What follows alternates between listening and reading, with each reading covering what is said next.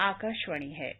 कोविड-19 विशेष कार्यक्रम के अंतर्गत प्रस्तुत है कोरोना वायरस संक्रमण की वर्तमान स्थिति पर चर्चा, जिसे प्रस्तुत कर रहे हैं आकाशवाणी संवाददाता आनंद श्रीवास्तव। इस कार्यक्रम में आमंत्रित स्वास्थ्य विशेषज्ञ हैं डॉक्टर मधुर यादव। नमस्कार। लहरों से डरकर नौका पार नहीं होती, कोशिश करने वालों की कभी हार नहीं होती।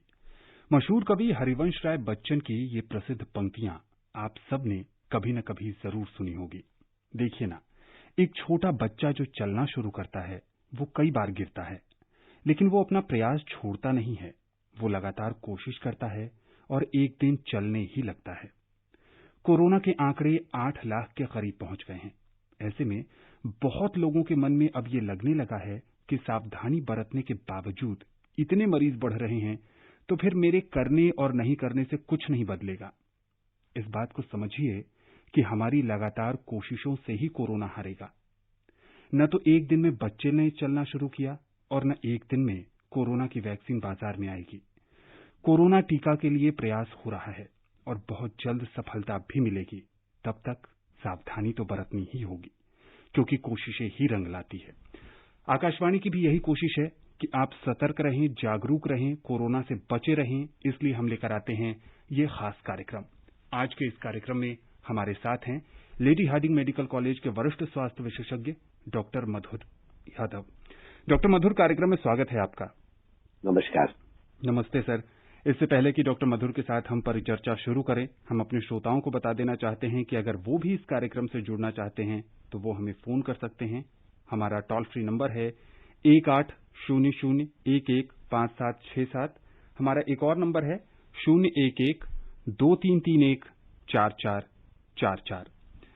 डॉक्टर मधुर, यहीं से शुरुआत करते हैं। आंकड़े दिन प्रतिदिन बढ़ते जा रहे हैं और वैक्सीन का इंतजार भी लंबा होता जा रहा है।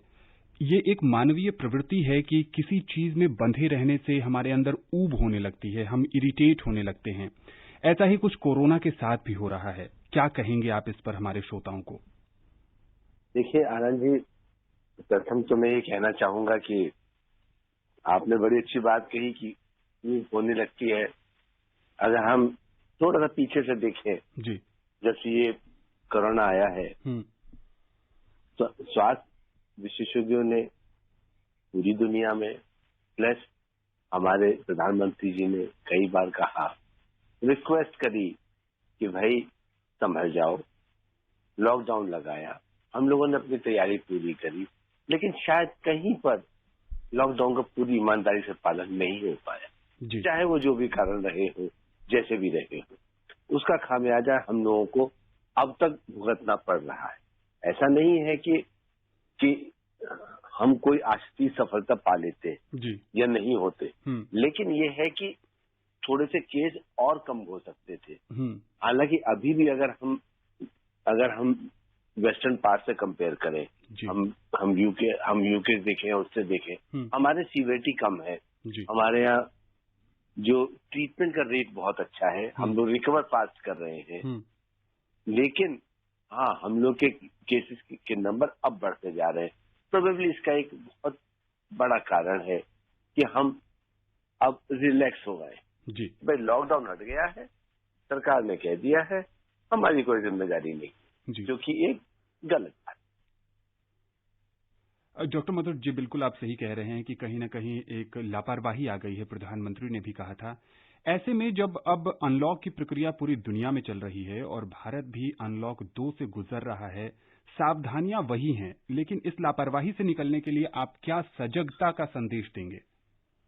देखिए, मैं ये कहना चाहूंगा कि हमको सावधानी उसी ऊंचे स्तर की रखनी चाहिए जो हमने लॉकडाउन के समय रखी थी। हम बेवजह घर से बाहर नहीं निकलेंगे।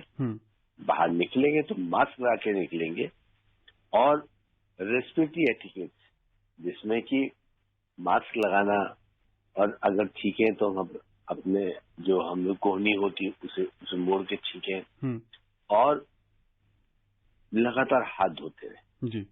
ये सारी वो है जो हम लोग पहले भी कर रहे थे और अब थोड़ा ज्यादा करना है। और सबसे बड़ी बात ये है आनंद जी, कि जब तक जरूरत ना हो घर से बाहर ना निकले। जी, बिल्कुल सही कह रहे हैं कि जब तक जरूरत ना हो तब तक घर से बाहर नहीं निकलना चाहिए, क्योंकि जैसा कि हम बार बार कह चुके हैं, ये एक ऐसा वायरस है, जब तक आप इसको आमंत्रित करके नहीं लाएंगे ये आप तक नहीं पहुंचेगा। डॉक्टर मधुर, अगर समसामयिक विषयों पर बात करें तो WHO और वैज्ञानिकों के बीच इस बात पर लेकर मतभेद चल रहा है कि ये वायरस हवा से फैलता है या नहीं फैलता है। बहुत सारे लोगों के मन में अब ये एक नया तरह का डर पैदा हो रहा है कि वो अपनी छतों पर घूमें, बालकनी में घूमें या न घूमें, वो सब्जी खरीदने के लिए बाजार जाएं न जाएं, क्योंकि बहुत सारे लोग जो बालकनी में घूमते हैं या अपनी छत पर घूमते हैं वो मास्क नहीं लगाते हैं। क्या कहेंगे इस पर? देखिए, ऐसा है, आप घर के अंदर हैं और आपको कोई इन्फेक्शन नहीं है, आप बहुत फ्रीक्वेंटली बाहर नहीं जाते हैं और घर के अंदर हैं तो आपको कोई जरूरत नहीं है जी। और यदि आप अपनी बालकनी में टहल रहे हैं या आप कहीं जा रहे हैं तो आप मास्क का प्रयोग अवश्य करें जी। रही बात छत पर घूमने की जी, तो देखिए, ऐसा है, ये जो वायरस है ये हवा से भी फैलता है, ड्रॉपलेट इन्फेक्शन से जी फैलता है। तो अगर कोई आसपास आपके कोई इन्फेक्टेड केस है, और सबसे बड़ी बात क्या है, आजकल ये पता पाना बहुत मुश्किल है कि कौन इन्फेक्टेड है कौन इन्फेक्टेड नहीं जी। बस इसी कारण हम लोग की जो केस की संख्या है वो बढ़ती जा रही है। इसलिए मैं यही कहूंगा कि आप एहतियात बरतें, मास्क हमेशा पहने रहें। मास्क पहनने से आपको इन्फेक्शन कम। जी बिल्कुल, मास्क पहनने से इन्फेक्शन कम होगा, ये बार बार सभी स्वास्थ्य विशेषज्ञ कह रहे हैं। WHO ने भी कहा है। जो परिवर्तन देखने को मिल रहा है डॉक्टर मधुर, चूंकि आप लगातार जब से कोरोना शुरू हुआ है कोरोना मरीजों का इलाज कर रहे हैं, बहुत सारी ऐसी भी रिपोर्ट्स आ रही हैं कि भारत में और कुछ और देशों में कोरोना का जो वायरस है उसकी शक्ति कम हो गई है। आपका व्यक्तिगत अनुभव क्या कहता है? आप देखिए, ऐसा है कि शक्ति कम हुई है, एग्रीड जी। हुआ क्या है कि वायरस का कोई एक स्ट्रेन नहीं है, बहुत स्ट्रेन है जी। और दूसरी बात यह है कि एक वायरस जब बहुत से मनुष्य से गुजरता हुआ जाता है तो उसकी शक्ति थोड़ी क्षीण हो जाती है जी। तो उसके अंदर खुद चेंजेस आने लगते हैं जी। पर कभी कभी ये चेंजेस अच्छाई के लिए नहीं होते, वो सीवियर हो जाते हैं। लेकिन इससे सिर्फ यही मालूम चलता है कि वायरस के कई स्ट्रेन हैं जी। जैसे कहीं बात में दिखा है, धारावी में देख लीजिए, आप सूरत में देख लीजिए, इंदौर में देख लीजिए, यहाँ का जो स्ट्रेन था वो थोड़ा सा ज्यादा आक्रामक था बनस्पति जो और कहीं के स्ट्रेन हुए तो उनमें इलनेस की जो सीवियरिटी थी वो ज्यादा थी। तो ये बात आप सही कह रहे हैं कि थोड़ा सा कमी आई है, लेकिन मैं फिर ये कहूंगा कि इस कमी को हम लोग अभी कंसिडर ना करके सिर्फ बचाव और बचाव की तरफ कोशिश करें।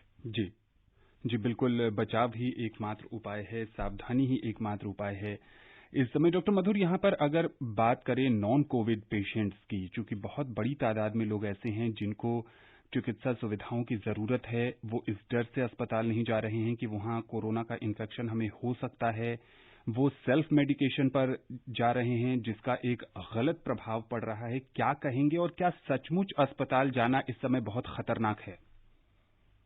देखिए, ऐसा है कि सरकार ने अब अपने सारे हॉस्पिटल्स में टेलीमेडिसिन शुरू करी है जी। आप टेलीफोन के द्वारा वहां पर विशेषज्ञों से बात कर सकते हैं जी। आप अपनी स्लिप भेज सकते हैं, जो आपकी ट्रीटमेंट स्लिप है वो आपको देख के बताएंगे आप क्या करना है क्या नहीं करना है जी।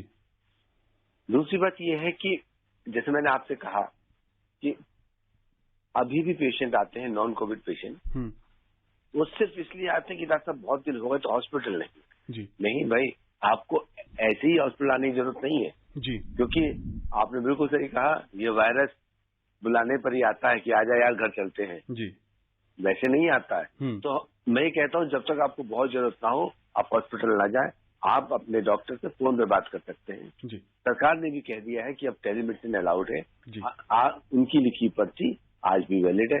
हाँ, यदि आपको बहुत जरूरत है तो आप हॉस्पिटल जा सकते हैं। और ये देखिए हमेशा कि क्या आपकी बीमारी इतनी सीवियर है कि आप जो कोरोना इन्फेक्शन है उसको नजरअंदाज करना चाहेंगे? यदि हाँ तो आप जा सकते हैं और नहीं तो आप घर पे रहिए। जी बिल्कुल। हरियाणा के हिसार से राजेंद्र जी हैं फोन लाइन पर। राजेंद्र जी, कार्यक्रम में स्वागत है आपका। नमस्कार जी, हिसार से राजेंद्र बोला। ये डॉक्टर साहब को नमस्कार जी। ये जानना था, जो अभी बता रहे थे हवा से फैलता है, तो ये मरीज के कितनी दूर तक जा सकता है? दूसरा, ये हमें जब से कोरोना हुआ, कोई बीमारी भी नहीं होती, लेकिन अपने आप से घुटन की एक महसूस की होती है, तो इसके लिए बचने के लिए क्या करें? दूसरा, जो तीसरा कोरोना है, जो डॉक्टर या वैज्ञानिक इसको नीचे से उठा के भी पता लगा सकते हैं ये कोरोना की ड्रॉपलेट्स है या नहीं है, इसके बारे में जान। एक साथ 3 सवाल हैं डॉक्टर मधुर आपके लिए। हाँ जी, हाँ। देखिए, ऐसा है कि कोरोना, जो आपने भी कहा कि हवा से फैलता नहीं फैलता है, तो जब भी कोई आदमी छींकता है तो कई तरह के पार्टिकल्स होते हैं। जो भारी होते हैं वो नीचे बैठ जाते हैं, और जो थोड़े हल्के होते हैं वो हवा में रहते हैं। जैसे प्रधानमंत्री जी ने कहा, सबके ने कहा कि सब 2 गज की दूरी। यूजली इनका जो फॉल होता है फोमाइट के द्वारा, और आपके बोलने से, खांसने से, छींकने से, वो लगभग 3 से लेकर 4 फुट का होता है। 4 फुट की दूरी तक ये जा सकते हैं। और छोटे जो होते हैं, जो 10 माइक्रोन के आसपास होते हैं, ये फिर हवा में तैरते रहते हैं और धीरे धीरे गिरते हैं। यदि आप मास्क पहने रहेंगे तो आपको कोई फर्क नहीं पड़ेगा। और जो ज्यादा बड़े होते हैं वो नीचे गिर जाते हैं, और वो वहीं पर ही, अगर बहुत गर्मी होती है, सूखा होता है, आपने साफ कर दिया, आपने डिसइंफेक्ट कर दिया, वो खत्म हो जाते हैं। अब दूसरी बात, आपने कहा कि ये कोरोना हो गया है तो दम घुटने लगा है। ऐसा नहीं होता है, सब साइकोलॉजिकल फीलिंग है। अगर कोरोना हो गया है और कोई और सिम्टम नहीं है, तो जैसे और वायरल इन्फेक्शन होता है, आपको खांसी जुकाम इन्फ्लुएंजा होता है, ऐसी ये बीमारी है, इसमें कोई चिंता करने वाली बात नहीं। और आपको दूसरा क्वेश्चन मुझको, मैं भूल रहा हूँ, आप एक बार ये बता दीजिए मुझको। पहला वो यही कह रहे हैं कि बहुत घुटन सी महसूस हो रही है, हवा के माध्यम से ये ड्रॉपलेट्स फैल रहा है। तीसरा जो प्रश्न है डॉक्टर मधुरिन का, वो ये है कि क्या वैज्ञानिकों के पास ये तकनीक है कि वो नीचे गिरे ड्रॉपलेट्स को उठाकर बता सकें कि ये कोरोना का ड्रॉपलेट है या नहीं? नहीं सर, ऐसा कुछ नहीं, ये नहीं है। इसके लिए फिर ये होगी कि हम जहां भी ड्रॉपलेट गिरेगा वहां उठाएंगे, उसको हम करेंगे। नहीं, ये बात कुछ जमी नहीं है। जी बिल्कुल। बिहार के मुजफ्फरपुर से संदीप कुमार हैं। संदीप जी, कार्यक्रम में स्वागत है आपका। जी नमस्ते सर। नमस्ते। नमस्कार। सर, मेरा ये प्रश्न है कि जो एसिम्प्टोमेटिक केस है कोरोना के, क्या वो भी संक्रमण फैलाने में उतना ही संक्रमण फैला रहे हैं, या फिर उनसे संक्रमण का कम खतरा है? डॉक्टर मधुर, इस प्रश्न का आप जवाब दें, इससे जुड़ा एक और सवाल है। WHO की कई स्टडीज में एक दुविधा की स्थिति बताई गई है कि एसिम्प्टोमेटिक मरीज से कितना खतरा है, ये अब तक स्पष्ट नहीं हो पाया है। आप बताएं। देखिए, ऐसा है कि जो एसिम्प्टोमेटिक पेशेंट होता है ना जी, वो अपने लिए एसिम्प्टोमेटिक है, दूसरे के लिए नहीं है जी। उसमें भी वायरस की शेडिंग, वायरस को निकालने की क्षमता है जी। आपकी इम्यूनिटी अच्छी है, आप एसिम्प्टोमेटिक हैं, अगले की नहीं होगी, उसको इन्फेक्शन हो जाएगा। तो यहाँ आप यदि एसिम्प्टोमेटिक हैं तो आपको सारे प्रिकॉशन बरतने पड़ेंगे कि आपसे कोई आदमी इन्फेक्शन ना हो जाए, इन्फेक्टेड ना हो जाए। इसीलिए आइसोलेशन वाली जो थ्योरी है उसको रखा जाता है कि आप पेशेंट को आइसोलेट कर दीजिए, एसिम्प्टोमेटिक है, कोई बात नहीं, घर पे रहेगा, सोसाइटी से दूर रहेगा, पूरे प्रिकॉशंस लेगा, वो ठीक हो जाएगा, दूसरे भी ठीक हो जाएगा। जी बिल्कुल। चूरू राजस्थान से ओम प्रकाश जी हैं। ओम प्रकाश जी, कार्यक्रम में स्वागत है आपका। हाँ, नमस्कार सर। नमस्कार। आशीर्वाद है जी, डॉक्टर साहब दोनों को। जी नमस्कार। नमस्कार। ऐसा है कि मैं ये जो न्यूज वगैरह जो सुन के डर रहा हूँ, 3 महीने से बाहर नहीं निकला। 77 एज है और मानसिक टर्बल भी हो रहा है बाहर नहीं निकलने से। मुझको सरकारी ऑफिसों में भी जाना है, हॉस्पिटल भी नहीं जाना चाहता हूँ। अगर जाऊँ तो क्या स्थिति में जाऊँ, वापस आकर के क्या प्रोटेक्शन करना है मुझको घर में आकर के? देखिए, ऐसा है, वाकई आपकी कंसर्न ठीक है, आपकी एज ज्यादा है, आप घर पर है। मैं मान सकता हूँ कि आपको घुटन भी होगी, परेशानी होगी, लेकिन आप ऐसे सोचिए ना कि आप अपने आप को बचा रहे हैं, आप अपने आप को उन सब परेशानी से बचा रहे हैं जो कि स्वतः आप आमंत्रित करेंगे। और दूसरी बात, यदि आपको जाना है, आप मास्क लगा के जाइए कोशिश कीजिए कि आप इधर उधर चीजों को ना छुएं, सैनिटाइजर अपने साथ रखें, उसको आप समय समय पर लगाते रहें और हाथ धोएं। और घर वापस लौटने पर यदि आप हॉस्पिटल जाते हैं, उस एरिया में जाते हैं जहां पर कोविड पेशेंट है, आइए अब अपने सारे कपड़े निकाल के धुलने डाल दीजिए, खुद नहा लीजिए। और बस इसके अलावा तो मैं यही कहूंगा कि आप सारे प्रिकॉशंस लेते रहिए, कोई परेशानी नहीं होगी। जी बिल्कुल। उत्तर प्रदेश के बड़ौद से महेश शर्मा जी हैं। महेश जी, कार्यक्रम में स्वागत है आपका। नमस्कार जी। नमस्ते। नमस्कार जी। महेश शर्मा बड़ौद से जी। जी। मरीजों के नंबर बढ़ते जा रहे हैं जी। कोरोना के बुजुर्गों को कैसे बचाएं? महेश जी, लगातार हम इस कार्यक्रम में यही बात करते हैं कि कैसे सावधानी बरतें, क्या क्या सावधानी बरतें। मरीजों के नंबर से आपको डरने की जरूरत नहीं है, सावधानी बरतने की जरूरत है। जी डॉक्टर मधुर। महेश जी, ऐसा है कि हम लोगों की टेस्टिंग बढ़ गई है। जब टेस्टिंग बढ़ गई है तो पॉजिटिव केसेस भी बढ़ गए हैं। पॉजिटिव केसेस बढ़ने के साथ साथ ही अभी जो हम बात कर रहे थे कि एसिम्प्टोमेटिक केसेस भी बढ़ रहे हैं, तो हमें कोई इसमें चिंता करने वाली बात नहीं है। हाँ, ये है कि हम अपने घर में बच्चों को और बुजुर्गों को बचाएं। कोशिश करें कि बुजुर्गों के, अगर हम बाहर निकलते हैं, बाहर जाते हैं, तो हम बुजुर्गों के पास ज्यादा ना बैठें। और घर में भी अगर हम बाहर जाते हैं तो हम मास्क वगैरह का इस्तेमाल करें। और आप ये भी कह सकते हैं अपने बुजुर्गों की आप मास्क का इस्तेमाल कीजिए, क्योंकि मास्क का इस्तेमाल करने से वो काफी कुछ सुरक्षित रहेंगे। और बाकी जो आपका आजकल इम्यूनिटी बढ़ाने के लिए आयुष की दवाइयां चल रही हैं, वो आप लेते रहिए। जी बिल्कुल। मुंबई से सैयद सलीम जी हैं। सलीम जी, कार्यक्रम में स्वागत है आपका। सलीम जी, आप हमें सुन पा रहे हैं? हेलो जी सलीम जी, पूछिए, क्या जानना चाहते हैं आप? हाँ, सुन रहा साहब। नमस्ते। नमस्ते। नमस्कार जी। हाँ, तो अच्छा साहब, मेरा ये कहना है साहब जी। मैं जो बैंक को पेंशन लाने जाता हूँ जी, तो कैश के साथ में कोरोना भी वो आप घर को मेहमान बन के आता है क्या? हाँ जी, आ सकता है। ऐसा है रहीम साहब कि यदि आपने थोड़ी सी लापरवाही बरती जी, तो वो ब्याज और सूद और मूल सबके साथ वापस आ जाएगा। कोशिश कीजिए कि आप मास्क लगाएं, और अगर बैंक वगैरह जाते हैं ज्यादा चीजों को ना छुएं, और कोशिश करें कि आप दस्ताने भी पहन के जाएं, क्योंकि बैंकों में संक्रमण बहुत ज्यादा होता है। बहुत से लोग आते हैं और जो बैंकों के खुद के कर्मचारी होते हैं उनमें भी इन्फेक्शन ग्राहकों के द्वारा ही होता है, कोई इन्फेक्टेड ग्राहक आ जाने से। तो आप यदि जाते हैं तो आप सारी प्रिकॉशन लीजिए, कुछ नहीं होगा। जी बिल्कुल। और कोरोना वायरस संक्रमण के बहुत पहले से भारत सरकार और प्रधानमंत्री नरेंद्र मोदी जो हैं वो डिजिटल भुगतान को बढ़ावा देने के लिए प्रयास कर रहे हैं। भारत को डिजिटल इंडिया बनाने की दिशा में प्रयास किया जा रहा है। तो ऐसे में जो डिजिटल पेमेंट है, चाहे वो मोबाइल ऐप के माध्यम से हो, इंटरनेट बैंकिंग के माध्यम से हो, आप उसका ज्यादा से ज्यादा इस्तेमाल करें। चूंकि जैसा डॉक्टर मधुर बता रहे हैं कि जो करेंसी नोट हैं उनके जरिए भी फोमाइड्स के माध्यम से वायरस आपके शरीर में जा सकता है।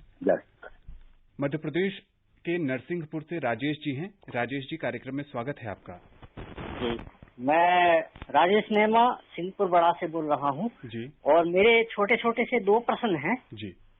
मेरा पहला प्रश्न है कि जब कोई कोरोना पेशेंट ठीक होकर अपने परिवार घर आता है तो परिवार के सदस्यों को इसके प्रति कैसा दायित्व रहता है, क्या क्या करना चाहिए, क्या क्या सावधानियां करना चाहिए जी। और दूसरा प्रश्न ये है कि अपन एक मास्क को सर्वोत्तम मास्क कब कहेंगे?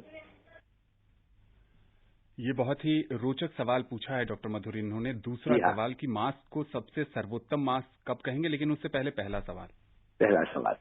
देखिए, ऐसा है कि एक बार जब एक मरीज ठीक होके आ जाता है जी, तो उसके अंदर प्रतिरोधक क्षमता आ जाती है, एंटीबॉडीज बन जाती है जी, जो कि उसको आगे वाले आने वाले इन्फेक्शन से रोकती।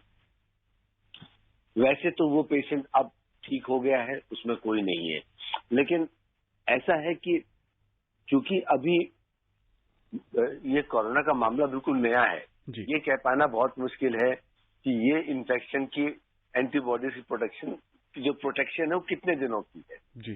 तो हम लोग अभी भी ये कहते हैं कि आप घर पे जाएं, थोड़ी सावधानी बरतें जी। आप मास्क वगैरह लगाएं, कुछ दिनों की बात और है, जब ठीक हो जाएगा तो आप वापस अपना घर में घूम सकते हैं। और घर वाले भी ऐसा कुछ परहेज ना करें उससे, तो फिर भी 2 गज की दूरी बनाकर उससे रहें। जी। अच्छा, दूसरी बात जो इन्होंने बहुत रोचक कही, कौन सा मास्क बहुत अच्छा है। जी। देखिए, मास्क का एक सबसे इम्पोर्टेंट पहलू ये है कि हम अपने फोमाइट्स और अपने वायरस से दूसरे को इन्फेक्शन ना दें। जी। प्रधानमंत्री जी ने बहुत अच्छा कहा कि कुछ और भी ना हो तो हम अपना जो अंगूठा होता है उसको लपेट सकते हैं, खिड़की से ढक सकते हैं। मेन आइडिया ये है कि हम अपना इन्फेक्शन ना दें। जी। और दूसरी बात ये है, यदि आप काम करते हैं, आप बाहर जाते हैं तो आप मास्क लगा सकते हैं, कोई सा भी जो आपको अच्छा लगे। प्लस अगर आप ऐसी जगह जाते हैं, हॉस्पिटल में जाते हैं, तो आप N95 इस्तेमाल कर सकते हैं, जिसमें कि वायरस के अंदर आने की रोकने की क्षमता बहुत ज्यादा होती है। जी। पर यदि आप सिंपल तरीके से पूछें तो आप कोई भी मास्क इस्तेमाल कर सकते हैं। 3 लेयर का हो तो बहुत ही अच्छा है, ट्रिपल लेयर मास्क हो तो बहुत ही अच्छा है। जी बिल्कुल। हरियाणा के जिंद से नफे सिंह जी हैं। नफे जी, कार्यक्रम में स्वागत है आपका। आनंद जी श्रीवास्तव नमस्कार। नमस्ते। डॉक्टर मधुर जी यादव नमस्कार जी। नमस्कार जी, नमस्कार। डॉक्टर साहब, मेरे 2 क्वेश्चन है। पहला तो ये है जी कि अगर शरीर में कहीं जख्म घाव हो तो क्या उससे भी कोरोना प्रवेश एंटर कर सकता है? और जो दूसरा मेरा, जिस तरह रेडियो सुनते हैं लोग आकाशवाणी पे, कुछ कम पढ़े लिखे हैं, कुछ अनपढ़ हैं जी, तो कुछ शब्द आते हैं डॉक्टर साहब, जैसे mild infection, moderate infection, community spread, pandemic, इनके क्या अर्थ हैं जी? ये पूछना बस ये। अच्छा, आपका जो पहला क्वेश्चन है उसका तो बहुत साफ शब्दों में है ना, उस घाव से कुछ नहीं होता है, ठीक है जी। दूसरा जो आपने कहा, जो बड़बड़े शब्द हैं, सर ये जो बड़बड़े शब्द है ना, ये आप जो चिकित्सक हैं, जो स्पेशलिस्ट हैं, उनके लिए छोड़ दीजिए। बस मेन चीज ये है कि कोरोना का जो इन्फेक्शन होता है वो ड्रॉपलेट से होता है, फोमाइट से होता है। 2 गज की दूरी बनाए रखें और मास्क का प्रयोग करें, और बस इससे ज्यादा और मैं आपको और कुछ नहीं कहना चाहूंगा। जी बिल्कुल। और नफे जी, कार्यक्रम में बहुत विस्तार से हम चर्चा करते हैं इन शब्दों के बारे में। माइल्ड, जिनमें बहुत कम संक्रमण के लक्षण हैं, मॉडरेट उससे अधिक, और सीवियर सबसे ज्यादा लक्षण या गंभीर बीमारी वाले इलाज के जो मरीज हैं। पैंडेमिक, WHO ने इसको, कोरोना महामारी को पैंडेमिक कहा है। एपिडेमिक और पैंडेमिक महामारी को कहते हैं। और जैसा डॉक्टर मधुर बिल्कुल साफ बता रहे हैं और बिल्कुल सही जानकारी आप तक पहुंचा रहे हैं कि एक आम व्यक्ति को इन शब्दों के मकड़ जाल में न पड़ते हुए सिर्फ ये ध्यान रखना चाहिए कि हम अपने आप को संक्रमण से कैसे बचाए रख सकते हैं। क्योंकि आपके लिए अभी वही बहुत जरूरी है कि जो सावधानियां डॉक्टर मधुर बता रहे हैं, चाहे वो मास्क पहनने की, हैंड हाइजीन की, रेस्पिरेटरी हाइजीन की, या फिर सोशल डिस्टेंसिंग की, वो बहुत जरूरी है। मध्य प्रदेश के रीवा से रामजी गर्ग जी हैं। राम जी, कार्यक्रम में स्वागत है आपका। नमस्ते सर जी, और डॉक्टर साहब को भी नमस्ते। नमस्कार जी। सर मैं खैर मजिया, रीवा मध्य प्रदेश से रामजी गर्ग बोल रहा हूँ। जी हाँ सर, हमारे 2 प्रश्न हैं जी। एक तो ये प्रश्न है कि एक दूसरे के क्या पसीना से भी मुंह नाक में पहुंच जाने से, आंख में पहुंच जाने से कोरोना हो सकता है जी। और दूसरा एक क्वेश्चन सर जी ये है कि कौन से आइटम में कितने घंटे तक ये कोरोना रहता है, जैसे लोहा में, लकड़ी में, प्लास्टिक में? जी डॉक्टर मधुर। देखिए, ऐसा है कि ये वायरस जो है, इसका जो मेन अट्रैक्शन है वो हमारी रेस्पिरेटरी म्यूकोसा है जी। अगर हम बार बार मुंह छुएंगे, नाक की तरफ करेंगे, तो वहां से वायरस की एंट्री हो जाती है। अब आप कह लें कि वो भले पसीने पोंछने में हो या बार बार मुंह को छूने में हो, इसलिए हमको अवॉइड करना चाहिए कि हम बार बार अपना मुंह, नाक, कान वाले एरिया को छुए। जी। उसके बाद फिर ये वायरस नीचे पहुंच जाता है और और संक्रमण शुरू हो जाता है। जी।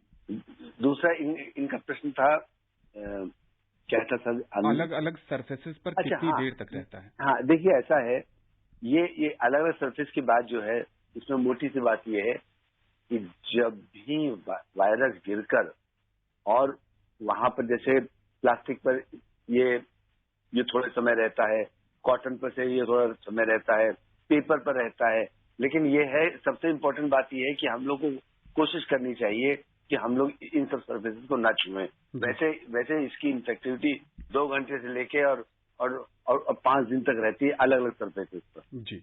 और देखिए सबसे बड़ी बात ये है, हम लोग क्यों कहते हैं कि आप फ्रीक्वेंट हाथ धोएं, इधर ना छुएं, क्योंकि ये जो वायरस होता है ये इसके ऊपर कवरिंग जो होती है वो फैट की होती है, अंदर इसका न्यूक्लियस मटेरियल होता है। तो जब हम फ्रीक्वेंटली हाथ धोएंगे तो ये जो ऊपर वाली कवरिंग है ये डिजोल्व हो जाती है, या हम सैनिटाइजर से अल्कोहल से धोते हैं तो ऊपर वाली कवरिंग खत्म। अब नीचे का जो जेनेटिक मटेरियल बचता है ना, उसकी बिना ऊपर वाले मटेरियल की कोई औकात नहीं होती जी। तो वो फिर अपने आप खत्म बराबर हो जाता है। इसलिए हम लोग कहते हैं फ्रीक्वेंटली हाथ धोएं, सैनिटाइजर से धोएं और 70% अल्कोहल हो कम से कम उससे धोएं, इसलिए ये कहते हैं। और एक बार जब वायरस पड़ जाता है वहां पर किसी चीज पर सूख जाता है तो उसकी फिर इन्फेक्टिविटी धीरे धीरे खत्म हो जाती है। जी बिल्कुल। उत्तर प्रदेश के बलरामपुर से रिंकी तिवारी जी हैं। रिंकी जी, कार्यक्रम में स्वागत है आपका। जी, स्वागत के लिए धन्यवाद सर। आनंद सर नमस्कार। नमस्ते। मैं डॉक्टर साहब को पहले नमस्कार करना चाहती हूँ। नमस्कार। सर मेरा क्वेश्चन ये है, जैसे इस समय लॉकडाउन सर फिर से लग गया है तो हम लोग घर में रहते हैं, बुजुर्ग खासकर बुजुर्ग जो हैं, तो सर उनकी मतलब कौन ऐसा भोजन बताएं कि ऐसा खाने का वो बताएं कि ताकि जो सर हमारे बुजुर्ग हैं उनकी जो इम्यूनिटी है शरीर की वो सही से बनी रहे। धन्यवाद सर। रिंकी जी, ऐसा है कि लॉकडाउन जो लगा है वो शायद इसलिए लगा है, अभी जो लगाया गया है कि कहीं कहीं किसी पॉकेट से बहुत ज्यादा पेशेंट आ रहे हैं जी। तो हम लोग की कोशिश होती है कि किसी पर्टिकुलर जिस जगह से आ रहे हो वहां पर आवाजाही रोक दो, उन लोगों को बाहर निकलना रोक दो, तो धीरे धीरे से सोसाइटी में इन्फेक्शन कम हो जाता है जी। अब अभी आपने कहा कि हमारे घर में जो बुजुर्ग है, तो मैं ये कहना चाहूंगा कि घर में बच्चों को आप बुजुर्ग से दूर रखें।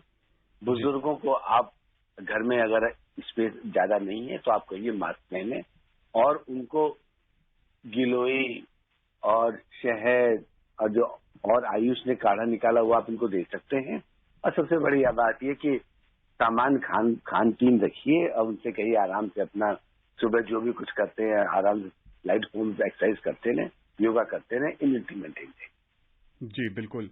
डॉक्टर मधुर, चलते चलते क्या संदेश देंगे, क्योंकि जैसा रिंकी जी भी बता रही थी देश के कुछ हिस्सों में वापस लॉकडाउन लग गया है मरीजों की बढ़ती संख्या को ध्यान में रखते हुए। देखिए आनंद जी, मैं एक बात कहना चाहूंगा जी कि भाई देखो, नहीं होता है।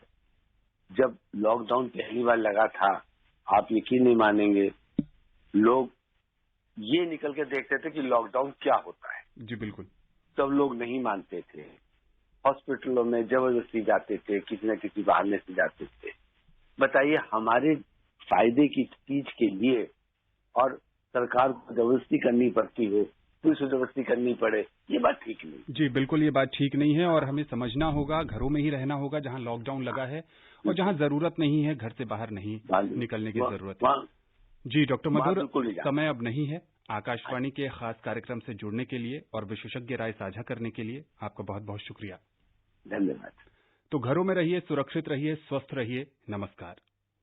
कोविड-19 विशेष कार्यक्रम के अंतर्गत अभी आप सुन रहे थे कोरोना वायरस संक्रमण की वर्तमान स्थिति पर चर्चा। इसे प्रस्तुत कर रहे थे आकाशवाणी संवाददाता आनंद श्रीवास्तव। इस कार्यक्रम में आमंत्रित स्वास्थ्य विशेषज्ञ थे डॉक्टर मधुर यादव। ये कार्यक्रम आकाशवाणी के समाचार सेवा प्रभाग द्वारा प्रस्तुत किया गया।